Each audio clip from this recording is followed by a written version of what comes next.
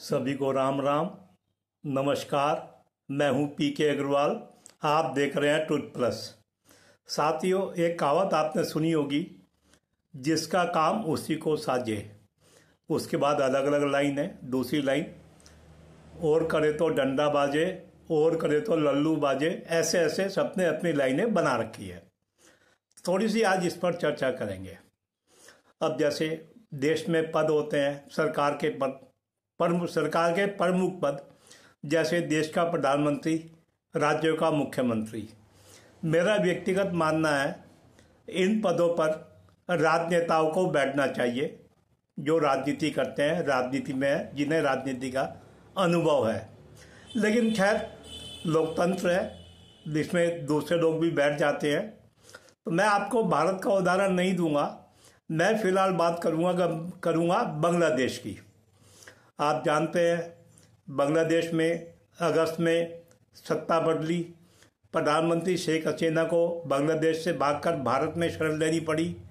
मोहम्मद यूनुस वहाँ के मुख्य आर्थिक सलाहकार बनाए गए, और इस सत्ता परिवर्तन के पीछे अमेरिका के डीप स्टेट यानी डेमोक्रेट और सोरोस का हाथ बताया गया। अब मोहम्मद यूनुस के बारे में भी थोड़ा जान लें। यह चर्चा में आए थे जब बांग्लादेश में बात हुई थी ग्रामीण बैंक और माइक्रो फाइनेंस। उससे इन्हें लोकप्रियता मिली थी। इन्हें बाद में नोबेल पुरस्कार भी मिला। अब नोबेल पुरस्कार मिलने का मतलब ये नहीं होता कि आप राजनेता बन गए। वो आपको विशिष्ट कामों के लिए दिया जाता है। आपके विशिष्ट कार्यों की सफलता स्वीकार की जाती है। जहाँ तक राजनीति की बात है, मैं देख रहा था, इन्होंने कभी कोई चुनाव नहीं लड़ा, कभी राजनीति नहीं की, यानी ये राजनेता कहीं से नहीं है। हाँ, 2 महीने 1996 में बांग्लादेश में जब एक वो थे मिस्टर मोहम्मद हबीबुर रहमान, मुख्य आर्थिक सलाहकार थे, उनके अंडर में ये भी सलाहकार थे। इनके पास संभवतः 3 विभागों का कार्यभार था, यानी लगभग 2-2.5 महीने का एक तरह से इनका थोड़ा सा सरकार का अनुभव कह सकते हैं। अब ये सारांश मिला के अगर कहे तो मोहम्मद यूनुस कम से कम राजनेता नहीं है। इन्हें आप समाज सेवी कह सकते हैं या ब्यूरोक्रेट कह सकते हैं। अब इनका एक वायरल हो रहा है स्टेटमेंट आजकल, आपने देखा होगा। ये अभी चीन यात्रा पर गए, और इनका जो वीडियो वायरल हो रहा है, उसमें ये भारत के नॉर्थ ईस्ट के 7 राज्यों को, जिन्हें हम 7 सिस्टर के नाम से जानते हैं, इन्हें संभवतः भ्रम हो गया है कि वो एक अलग देश है। ये कह रहे हैं कि 7 सिस्टर लैंडलॉक्ड हैं, यानी उनकी समुद्र तक पहुंच नहीं है। उन्हें समुद्र तक पहुंच उपलब्ध कराई जाए, इसके लिए चीन से सहयोग मांग रहे हैं, और अपने को ये गार्जियन ऑफ द सी कह रहे हैं। अब जैसे मैंने आपसे कहा, मैं मानता हूँ ये पद सरकारों के शीर्ष पद राजनेताओं के लिए होने चाहिए, कि राजनेता राजनीति भी समझते हैं, जियो पॉलिटिक्स भी समझते हैं, कूटनीति भी समझते हैं, लेकिन एक ब्यूरोक्रेट ये नहीं समझता। अब इनके सलाहकार कौन है, ये किसी की सलाह मानते या नहीं मानते, या ये आजकल का राजनीतिक अपडेट, वैश्विक राजनीति का अपडेट समझते हैं नहीं समझते, नहीं जानता मैं। लेकिन इनकी बातों से लगता है कि ये नहीं समझते। ये नहीं समझ पा रहे कि भारत और चीन डोकलाम और गलवान को छोड़कर आगे निकल चुके हैं, इनके संबंध सुधर रहे हैं।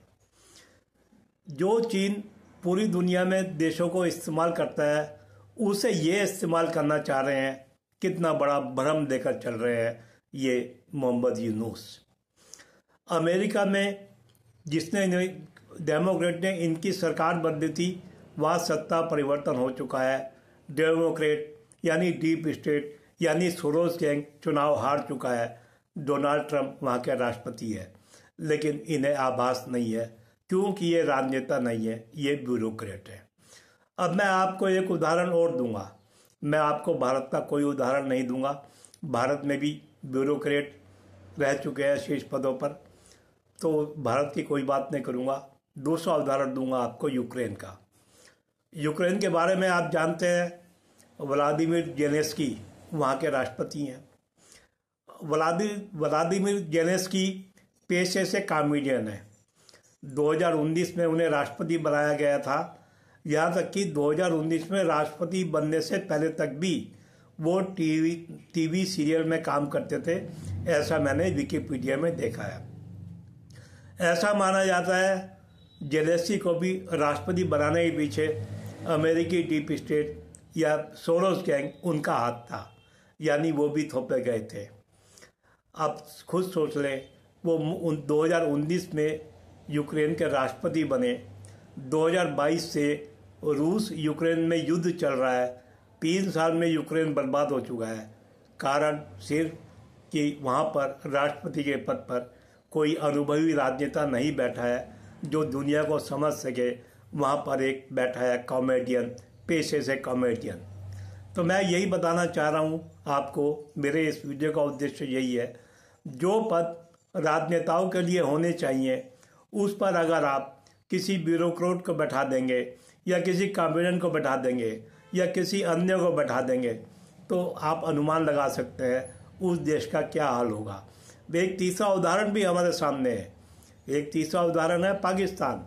अब वहाँ देखते हैं, जब चाहे वहाँ तानाशाही आ जाती है, वहाँ सेना भी शासन करती है, और वहाँ का आज आप हाल देख सकते हैं। तो इससे आप अनुमान लगाएं कि शीर्ष पदों पर, सरकार के शीर्ष पदों पर कौन होना चाहिए, कौन नहीं होना चाहिए। क्या राजनेताओं से अलग आदमी बैठाना पसंद करेंगे, नहीं पसंद करेंगे, ये आपने तय करना है। वीडियो पसंद आए तो लाइक करें, शेयर करें, चैनल को सब्सक्राइब करें। फिर मिलते हैं अगले वीडियो में। धन्यवाद।